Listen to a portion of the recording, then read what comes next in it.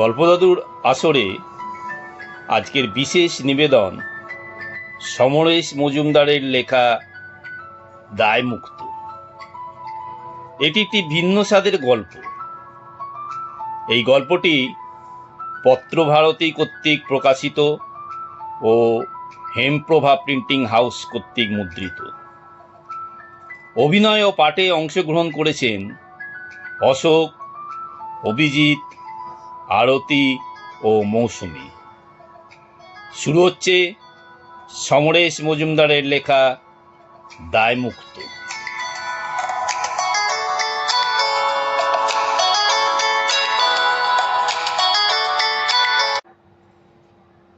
কয়েকদিন যেতে না যেতেই হাঁপিয়ে উঠলেন রজতাবু। কাহাতক 24 ঘন্টা বাড়িতে বসে থাকা যায়? সেই ভোর 5টায় ঘুম ভাঙার পর নিজে চা তৈরি করেন। কলকাতায় থাকলে শিখাকে ডেকে চায়ের কাপ ওর মাথার পাশে রাখতেন। শিখা উঠে পড়ত। এখানে শিখার ঘুম ভাঙে ঠিক 7টায়। উঠেই ছেলের জন্য ব্রেকফাস্ট তৈরি করতে ছোটে। রঙ্গন অফিসে বের হয় ঠিক 8টায়। 2 মাস আগে বৌমাও যেতেন। মাসখানেক আগে বাচ্চা হওয়ার পর তিনি স্বাভাবিক কারণেই দেরিতে বিছানা ছাড়েন। বৌমার সন্তান হবে শুনে শিখা চলে এসেছিল মাস 2 আগে। আসার সময় রজতাবকে সঙ্গে চেয়েছিল। রজতাবু আসেননি। একা একা কি করে কলকাতা থেকে কলম্বাসে আসবেন এই নিয়ে দুশ্চিন্তায় শিখার ঘুম হয়নি। কথাটা বারংবার স্মরণ করিয়ে দিয়েছিলেন। তার ইচ্ছের মূল্য রজতাবু কোনোদিনও দেননি। আমেরিকা থেকে রঙ্গন অভয় দিয়েছিল সে এয়ারপোর্টে থাকবে। মায়ের কোনো চিন্তা নেই। নাতি হয়েছে খবর পেয়েও কিছুদিন টালবাহানা করে শেষ পর্যন্ত চলে এসেছিলেন রজতাবু। আমেরিকা তার একদম ভালো লাগে না। কিরকম বন্দি বন্দি মনে হয় নিজেকে। তার উপর মাসটা এখন জানুয়ারি, বাইরে -8। সেই ভোর থেকে জানলার পাশে গিয়ে মাঝে মাঝে দাঁড়ান রজতাবু। বাইরে বরফ আর বরফ। মাঝে মাঝে বরফ সরানোর গাড়ি রাস্তা ঠিক করে যাচ্ছে আর ছুটছে শো শো গাড়ি। ভাবখানা এখনই যেন থামলেই জমে যাবে। অন্য সময় বাইরে একটু হাঁটাহাঁটি করতে পারতেন, চাই কি মলেও পৌঁছে যেতেন। ছুটির দিন বা অফিস ফেরত রঙ্গন তাকে নিয়ে ঘুরতে বেরোতো। এরপর ওর বাড়িতে নেমন্তন্ন রাখতে যেত। এখন তো বাইরে হাঁটারও কোনো সুযোগ নেই। এক হাঁটু বরফ 2 মিনিট থাকলেই জমে যাবেন।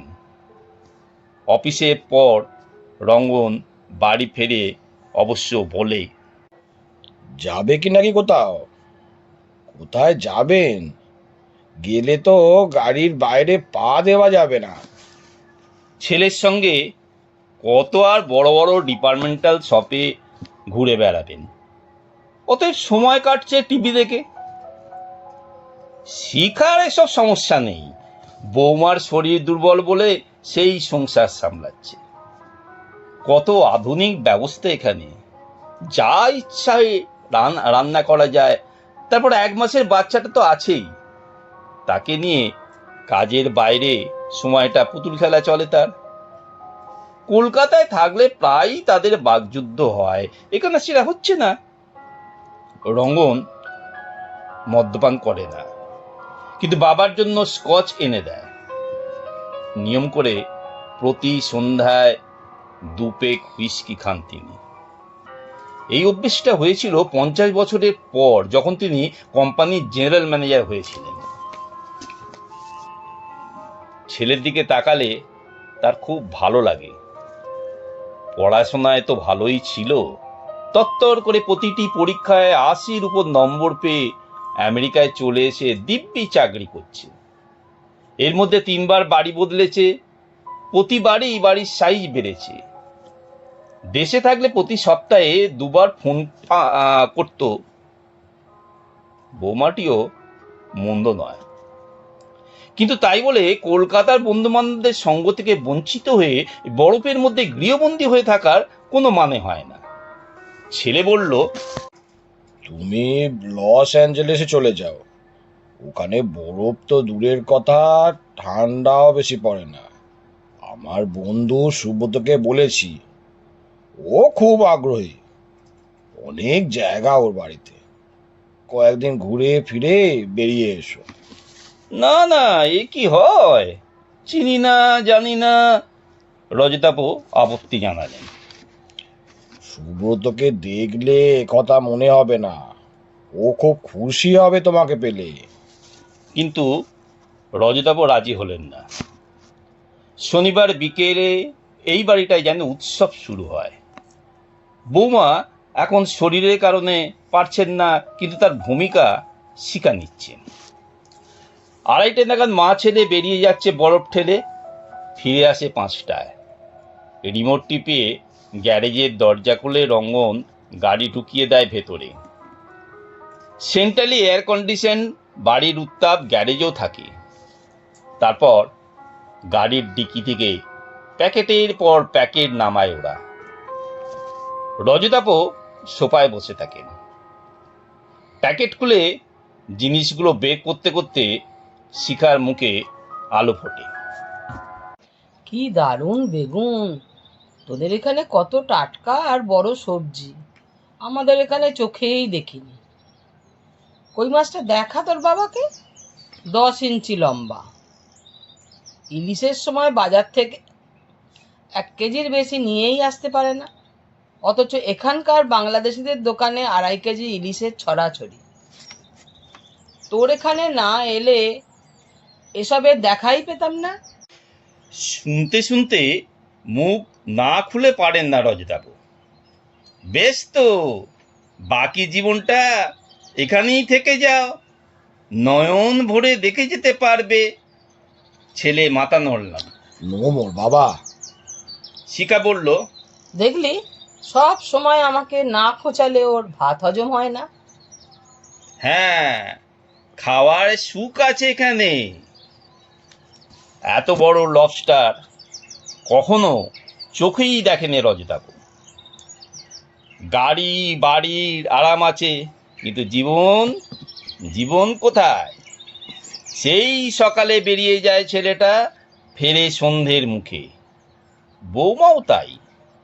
তখন কোনো মতে রাতের খাওয়া শেষ করে বিছানায় গা এলিয়ে না দিলে ভোরে উঠবে কি করে? আর একটা ব্যাপার ক্রমশ অসহ্য হয়ে উঠেছে রজতাপের কাছে। আড্ডা নেই, হইচই নেই, মাইনের চেক থেকে বাড়ির গাড়ির ইনস্টলমেন্ট দিয়ে যাও। তাই প্রত্যেক শুক্র বা শনিবারে এর বাড়ি ওর বাড়িতে কথা বলার জন্য জমায়েত। ক্যালেন্ডারের 6 মাসের যত শুক্র এবং শনিবারের সব লেখা হয়ে আছে, কবে কার বাড়িতে যেতে হবে। যেহেতু বৌমার বাচ্চা হয়েছে, তাই আগামী 5 মাস এ বাড়িতে জমায়েত হতে পারে না। রঙ্গন জোর করে তাকে নিয়ে যেত, শিখা খুশি হয়েই যেত। রজতা লক্ষ্য করেছেন এই পার্টিগুলোর চেহারা। যার বাড়িতেই পার্টি হোক, অতিথিদের সংখ্যা প্রায় এক, আর একই মুখ সর্বত্র। কারণ একটাই, এই বাঙালিরাই শহরের বাসিন্দা। যদিও প্রচুর বাংলাদেশি এই শহরে থাকেন, কিন্তু কলকাতার বাঙালিরা তাদের বাড়িতে নেমন্তন্ন করতে পছন্দ করেন না। এরকম পার্টিতে আমন্ত্রিত হয়ে 70-80 মাইল গাড়ি চালিয়েও লোকে আসে। 7টার মধ্যে জমায়েত শুরু হয়ে যায়। গৃহকর্তা পানীয় অফার করেন, অর্ধপেক হুইস্কি অথবা কোমল পানীয়। সেটা শেষ হওয়ার আগেই গৃহকর্ত্রী সবিনয়ে জানান ডিনার পরিবেশিত হয়েছে। খেতে খেতে গল্প চলে, একই গল্প। শিখা দুটো পার্টিতে এক পোশাক পরে যায় না, গহনাও আলাদা। না, এটা সম্রাট থেকে কেনা। না না, নিউ মার্কেট। কেন? দক্ষিণাপনেই সব পাওয়া যায়। কথাবার্তা এই একই খাতায় বয়ে যায়। বাড়ি ফেরা 8:30টায়। রজতাভ বিরক্ত হয়ে পার্টিতে যাওয়া বন্ধ করলেন। শিখা এসে গাল ফুলিয়ে বলল, কি করছো তুমি? না গেলে সবাই প্রশ্ন করবে। কি জবাব দেবে খোকা?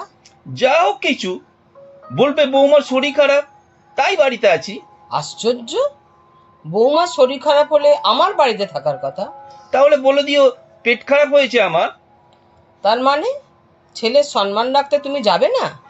আমি না গেলে ওর সম্মান যদি চলে যায়, তাহলে না যাওয়াই ভালো। রজতাভ ছেলেকে ডাকলেন, জানিয়ে দিলেন কেন তিনি যাচ্ছেন না। রঙ্গন হাসল। সত্যি একদম রোবটের মতো ব্যাপার। আমারই যেতে ইচ্ছে করে না, কিন্তু এইখানে সম্পর্ক রাখার দরকার বলে যাই। তোমার ভালো না লাগলে যাবে না, আমি যা হোক বলে ম্যানেজ করে নেব। রঙ্গন চলে গেল। শিখা জ্বলন্ত দৃষ্টিতে স্বামীকে দেখল। বৌমার জন্যে খোকা একা যায়, কিন্তু আর সবাই জোরে আসে। তুমি এখানে থাকতে আমি একা যাচ্ছি, এতে যে সম্মান ধুলোয় লুটোবে তা ভেবেছো? তাই বলো? খোকা নয়, তোমার কথা ভেবে আমাকে যেতে বলছো। তা তুমি তো না যেতে পারো, সম্মান বজায় থাকবে। রজতাভ হাসলেন। শিখা কথা না বলে ঘর থেকে বেরিয়ে গেলেন। রজতাভ জানেন শিখা যাবেই।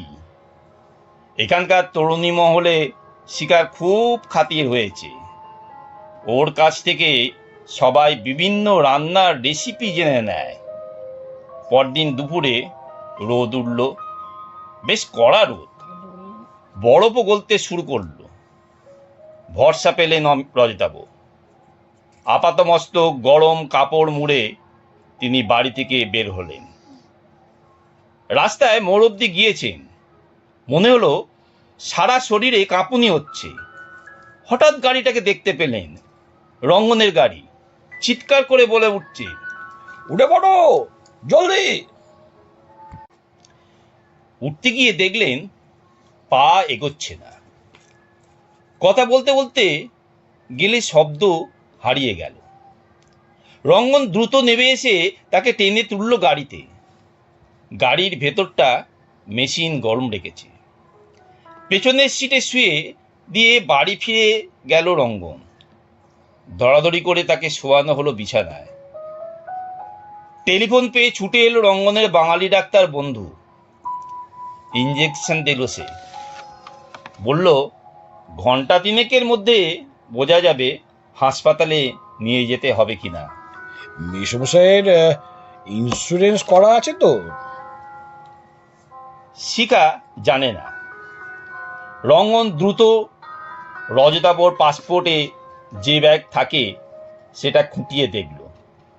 মাত্র $50,000 ইন্স্যুরেন্স করিয়ে এসেছেন রজতাভ কলকাতা থেকে আসার সময়। সম্ভবত প্রিমিয়ামের টাকাটা নষ্ট হয় বলে কম টাকায় করিয়েছিলেন। রঙ্গন জানে ওই $50,000 তেমন তেমন ক্ষেত্রে কিছুই কাজ দেবে না। ওকে হাসপাতালে নিয়ে যেতে বাধ্য হলে কি পরিণতি হবে ভাবতেই শিউরে উঠল সে। কপাল ভালো ছিল, ডাক্তার বন্ধু জানালো ইঞ্জেকশনে কাজ হয়েছে। এখন রজতাভ ঘুমোবেন, কেউ যেন তাকে বিরক্ত না করে। পাক্কা 30 ঘন্টা ঘুমাবার পর চোখ খুললেন রজতাভ। শুনলেন তার কোল্ড স্ট্রোক হয়েছিল। ওই ঠান্ডায় যা পরে বের হওয়া উচিত তা তিনি করেননি। মাথা থেকে পা ঢাকলেই -5কে কবজা করা যায় না। তার জন্যে চাই আলাদা পোশাক। হিট স্ট্রোকের কথা তিনি জানেন, কোল্ড স্ট্রোক আজ প্রথম জানলেন। একা পেয়ে শিখা জানালো, একা পেয়ে শিখা জানালো তার মুখ নাকি বেনারসের হনুমানের মতো হয়ে গেছে। কপাল থেকে চিবুক পর্যন্ত চামড়া পুড়ে গিয়েছিল, ওইটুকুই খোলা ছিল তখন। 7 দিনের মাথায় সম্পূর্ণ সুস্থ হয়ে রজতাভ দেখলেন তার মুখ থেকে শুকনো চামড়া উঠছে। সাপের খোলস যেমন ওঠে তেমনি মুখের চামড়া উঠে যাওয়ার পর তিনি রঙ্গনকে বললেন দেশে ফিরে যাবেন। শিকার যাওয়ার প্রশ্নই ওঠে না, সে নাতি আর বৌমাকে নিয়ে ব্যস্ত। রঙ্গন আপত্তি করেছিল প্রথমে, শেষে প্লেনের সিট বুক করে দিল। ওদের শহর থেকে লন্ডন, লন্ডন থেকে কলকাতা। শিকার একটুও ইচ্ছে ছিল না স্বামীকে ছাড়া। যাওয়ার আগে রাত্রে শুয়ে শুয়ে বলল, তোমার কাছ থেকে আমি কিছুই পাইনি। রজতাভ বললেন, কি চেয়েছো যা তোমাকে দিইনি? জানি না, যাচ্ছ যাও, কিন্তু রোজ ফোন করতে হবে। কত বিল দিতে হবে খেয়াল আছে? তাহলে একদিন অন্তর একদিন। আচ্ছা।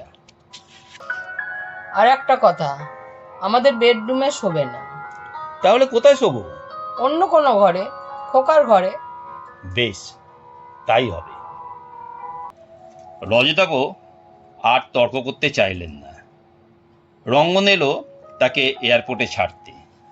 শেষ মুহূর্তে বলল, আমি জানি তোমার এখানে খুব অসুবিধা হয়, তবু তোমাকে দেখলে মন ভালো লাগে।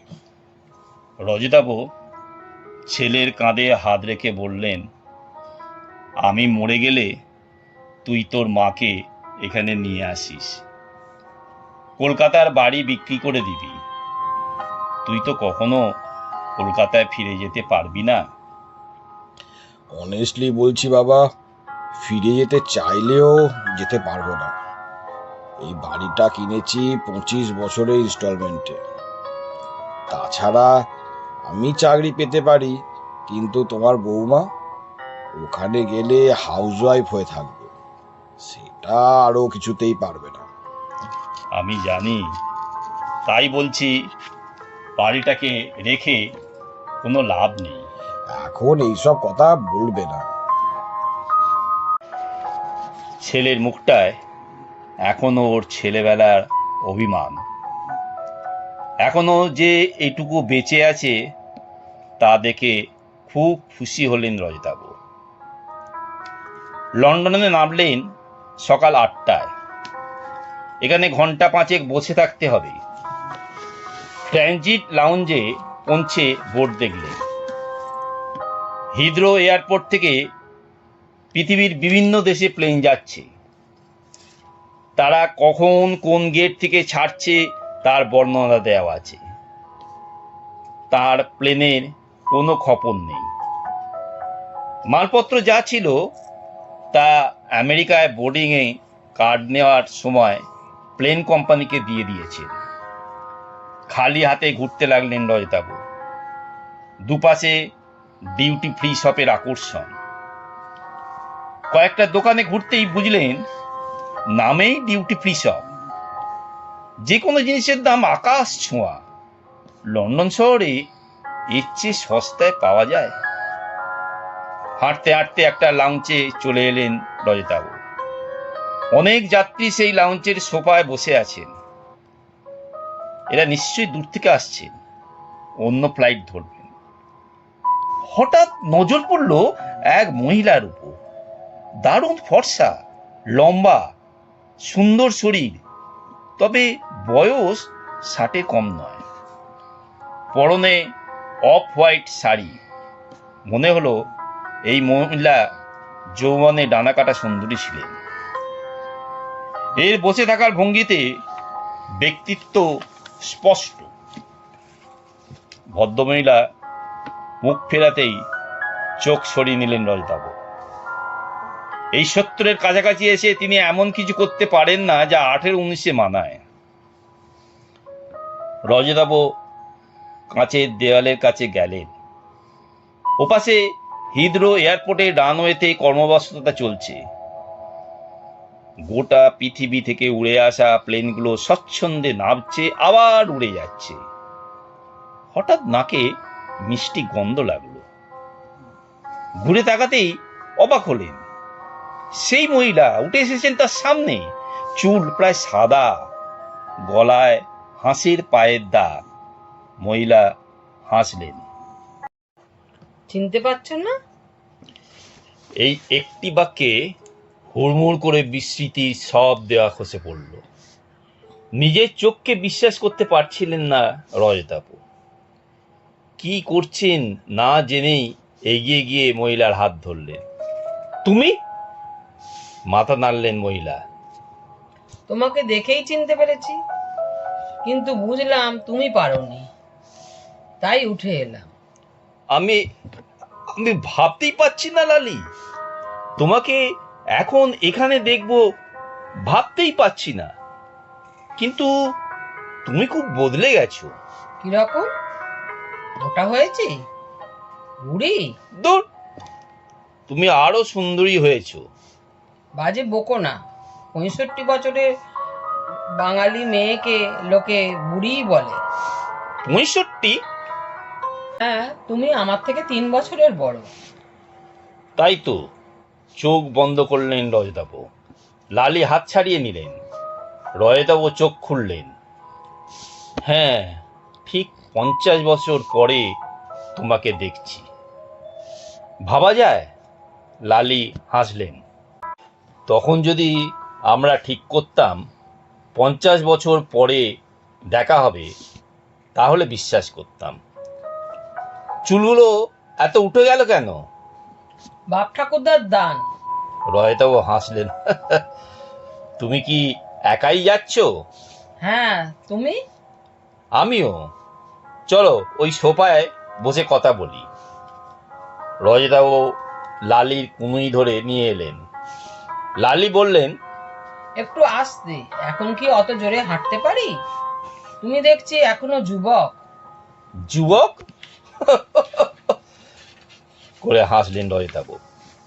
আমার নাতি হয়ে গেছে। ছেলে তো আমেরিকায় থাকে। অবাক হয়ে তাকালেন রজতাবু। তুমি কি করে জানলে? হাসলেন লালি। 4 বছর আগে পর্যন্ত জানতাম। মা বেঁচে ছিলেন, ততদিন মায়ের কাছে তোমাদের খবর পেতাম। তোমার স্ত্রী কেমন আছেন? ভালো। ছেলের কাছে থেকে গেল কিছুদিনের জন্যে, নাতিকে সামলাচ্ছে। বাহ। তোমার ছেলে মেয়ে? মাথা নাড়লেন লালি। একটি ছেলে। তোমার স্বামী? শরীর ভালো নয়, হাঁপানিতে ভুগছে। কোথায় যাচ্ছ? ব্যাঙ্গালোরে। ছেলে ওখানে চাকরি করে, বছরে একবার যাই। লন্ডনেই থাকো? না, ম্যানচেস্টারে।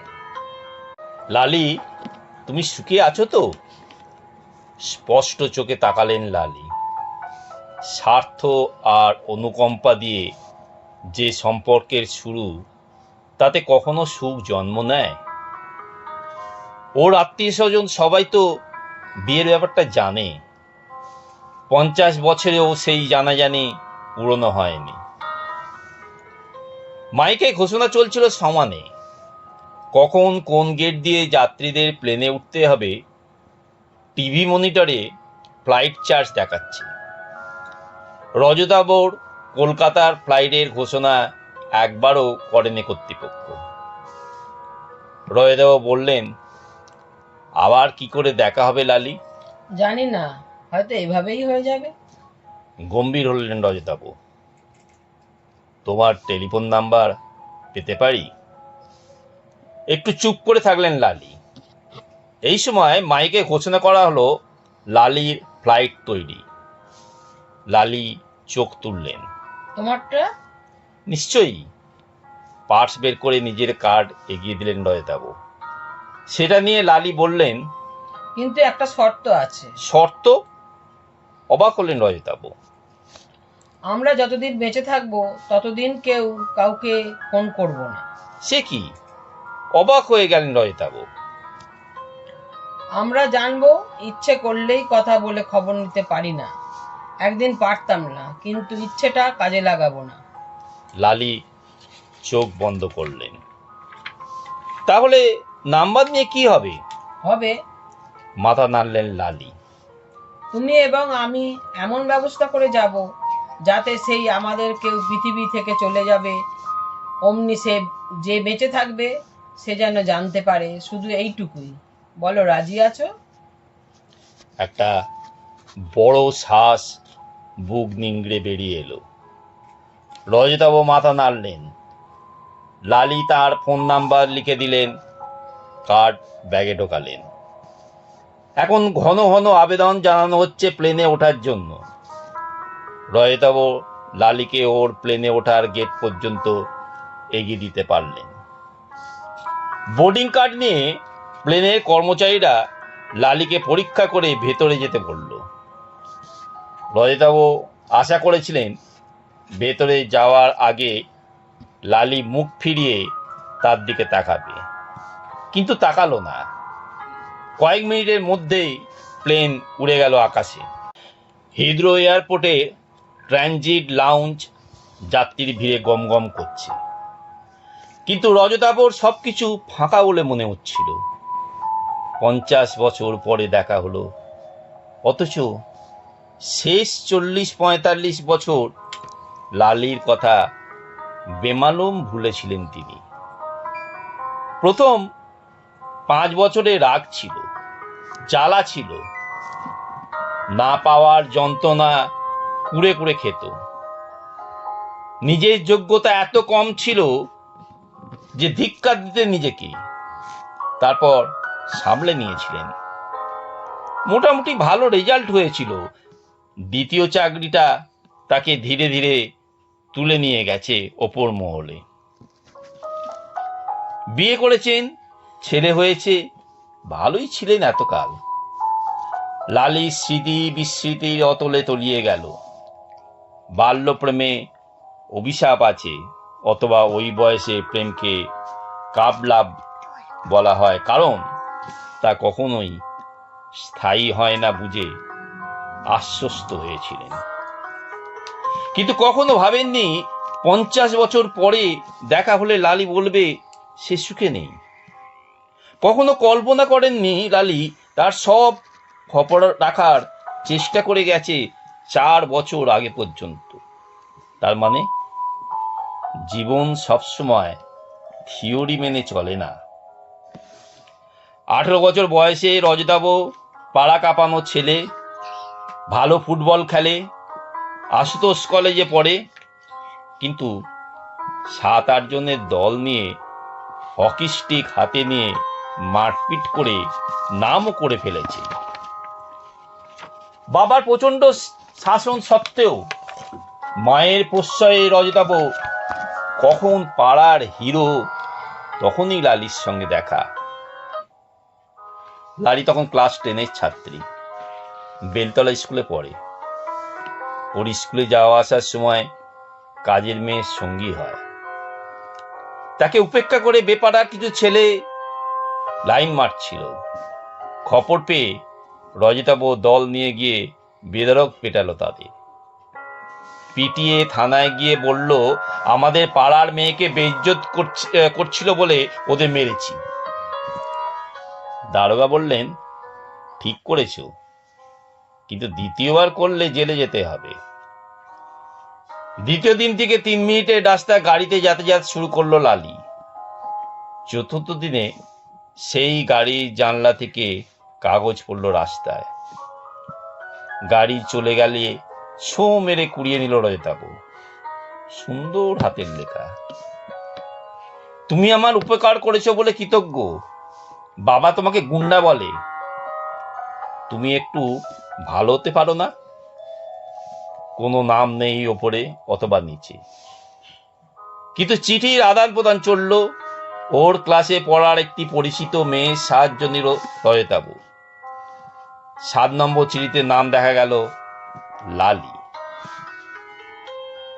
জানা গেল ওর বাবা 1 নম্বরে সইয়াচারী। মেয়েকে কোথাও একা যেতে দেন না। সিনেমা দেখাও বারণ। বাইরে আলাদা দেখা করে কথা বলার কোনো সুযোগই নেই। লালিতাকে দোতলার রাস্তার দিকে ঘরে। রাত্রে সবাই ঘুমিয়ে পড়লে সে 1 মিনিটের জন্যে ঘরের লাগোয়া ব্যালকনিতে আসতে পারে। লালির বাবা যে বিরাট ব্যবসায়ী, বিশাল কারখানার মালিক, তা জানা ছিল। বাড়ির গেটে দারোয়ান, 4টে গাড়ি। তারপর সেই বৃষ্টির রাত এলো। রাস্তায় লোকজন নেই।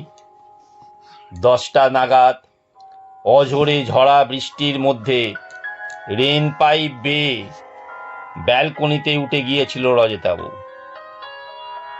বিদ্যুৎ চমকাচ্ছে, দরজা বন্ধ।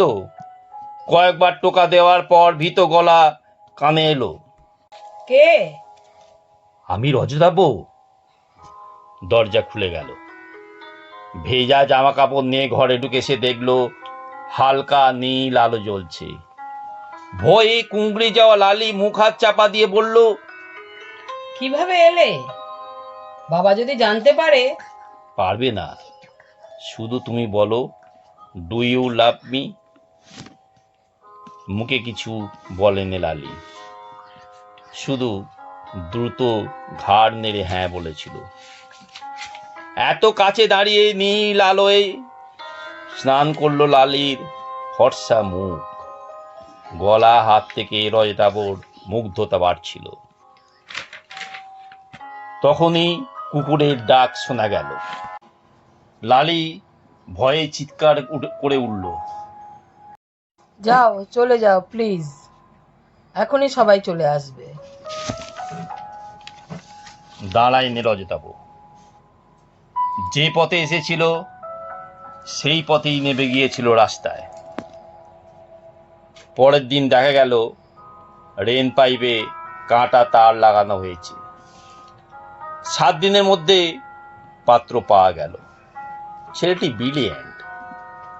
বিলেতে রিসার্চ করতে যেতে চায়, পয়সার অভাবে পারছে না। তাকে সেই সুযোগ দেয়া হলো লালিকে বিয়ে করার শর্তে। বিয়ের পর বরকনে চলে যাবে বিলেতে। 1 মাসের মধ্যেই সানাই বাজল। লালির বাবা কোনো ঝুঁকি নেননি। পুলিশ পাহারা ছিল বাড়ির গেটে। সেই দিন রজতাবর মনে হচ্ছিল তার আত্মহত্যা করা উচিত। বন্ধুরা বুঝিয়েছিল, সামান্য একটা মেয়ের জন্য সে প্রাণ দেবে? তার প্রাণ কি সস্তা? 50 বছর পরে এই সব ঘটনা মনে পড়বে, এমন কেউ বেঁচে আছে কিনা জানা নেই। বন্ধুদের মধ্যে যারা এখনো আছে তারাও ভুলে গেছে। লালির বাবার মৃত্যুর পর ব্যবসা বন্ধ হয়েছে। সেই পাড়া ছেড়েছেন রজতাবু। আজ মনে এলো, সেই বৃষ্টির রাতে রেন পাইপ বেয়ে লালির সঙ্গে দেখা করতে গিয়েছিলেন কেন? কিসের টানে? ও কি ভালোবাসা বলে? তাহলে ভালোবাসার আয়ু কতদিন? দিব্যি তো সব ভুলেছিলেন 45 বছর। নাকি অনাদরে ভালোবাসা ঘুমিয়ে থাকে?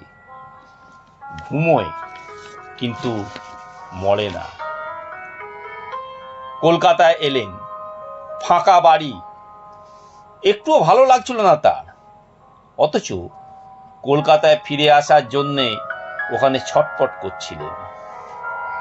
তার টেলিফোনে নাম্বারে লেখা বইয়ের এল আদ্যক্ষরে শেষ নাম লিখলেন লালি 0044। তারপর 3 বছর পার হয়ে গিয়েছে। পুজো আসছে। ষষ্ঠীর দিন ছেলে বৌমা নাতিকে নিয়ে চলে এলো বেড়াতে। বৌমার বোন ও তার স্বামী এলেন বোকারো থেকে দিদির সঙ্গে পুজো কাটাতে। বাড়ি এখন জমজমাট। সন্ধ্যের সময় বাঁ হাতটা হঠাৎ কনকন করতে লাগলো। বাবুকে ঈষৎ যন্ত্রণা। রজতাবু অ্যান্টাসিড খেলেন। মনে হচ্ছিল পেটে বাতাস জন্মেছে। কাউকে বলে বিরক্ত করতে চাইলেন না, কিন্তু রাত 10টা নাগাদ ব্যথা এত বাড়ল যে আর চেপে রাখতে পারলেন না। ডাক্তার পাশের বাড়িতেই। তিনি মুখে মুখ গম্ভীর করে বললেন, ইঞ্জেকশন দিচ্ছি, কাল সকালেই ইসিজি করাবেন। ছেলে উদ্বিগ্ন হলো। রাতে কিছু হবে না তো? বলতে পারছি না, হসপিটালে রিমুভ করলেই ভালো হয়। রয়তম বললেন, আরে না না, আমার কিচ্ছু হয়নি, ঘুমিয়ে পড়লেই ঠিক হয়ে যাবে, তোমরা অযথা চিন্তা করছো। ইঞ্জেকশনের কল্যাণেই ভালো ঘুম হলো, সকালে অনেকটা চাঙ্গা। ইসিজির ইচ্ছে ছিল না, রঙন জোর করে নিয়ে গেল। ইসিজি করার পর ডাক্তারের চোখ কপালে।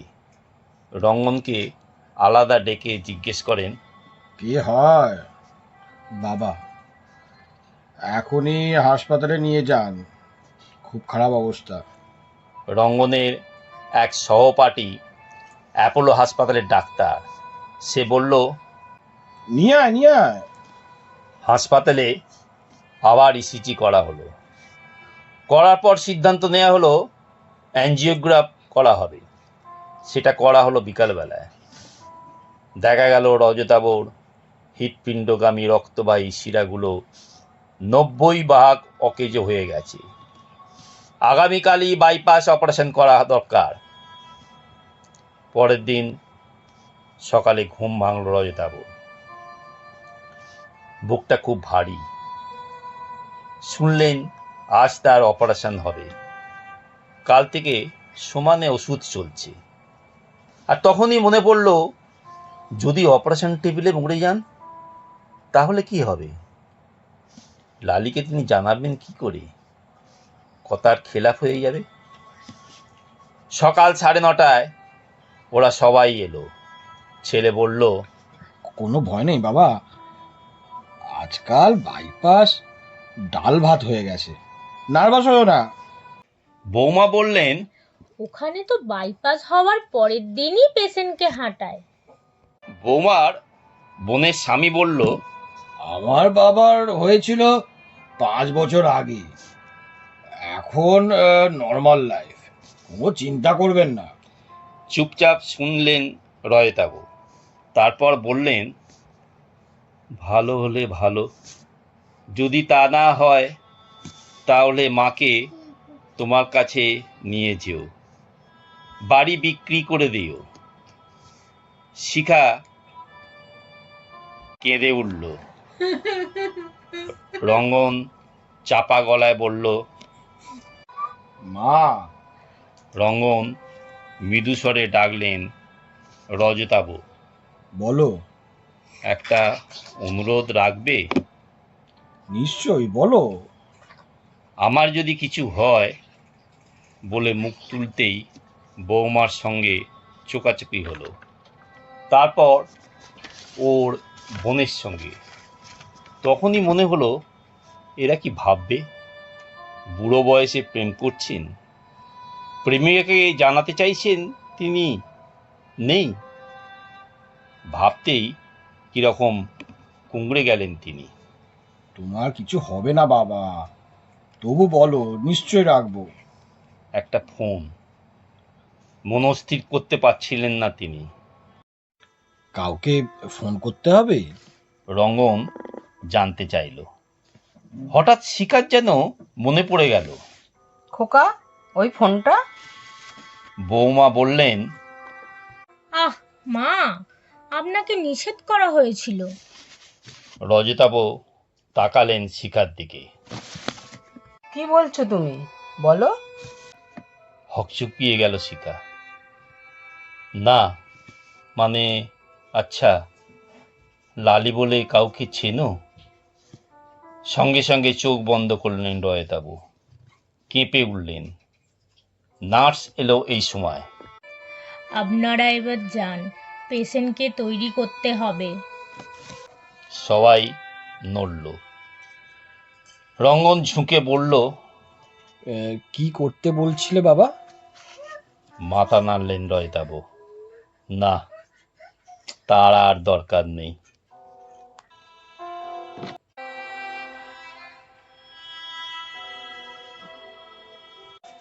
এতক্ষণ সমরেশ মজুমদারের লেখা দায়মুক্ত শুনছিলেন। গল্পটি ভালো লাগলে সাবস্ক্রাইব ও লাইক করুন। অবশ্যই শেয়ার ও কমেন্ট করবেন। আগামী সপ্তাহে আরও নতুন গল্প আসবে, শুনতে থাকুন।